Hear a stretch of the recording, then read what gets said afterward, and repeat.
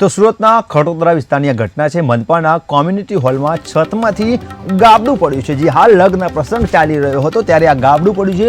લગ્ન પ્રસંગમાં આવેલા મહેમાનો ઇજાગ્રસ્ત થયા છે। મનપાની બેદરકારી સામે આવી છે। લોકોએ સવાલ ઉઠાવ્યા છે। કહી શકાય કે મસ્ત મોટા દાવાઓ થતા હોય છે અને કહી શકાય કે તંત્ર દ્વારા હોલ ભાડે આપવામાં આવતા હોય છે। સેફટીની વાત કરવામાં આવતી હોય છે, સુવિધાની વાત કરવામાં આવતી હોય છે, પરંતુ હોલમાં ગાબડા પડ્યા છે। તો સુરતના ખટોદરા વિસ્તારની આ ઘટના છે, જ્યાં કહી શકાય કે મનપાના કોમ્યુનિટી હોલમાં છતમાંથી ગાબડું પડ્યું છે। જી હા, આ મોટી દુર્ઘટના ટળી છે, કારણ કે તો પણ ઘણા લોકો ઇજાગ્રસ્ત થયા છે। લગ્ન પ્રસંગ ચાલી રહ્યો હતો અને તે દરમિયાન આ ઘટના બની છે।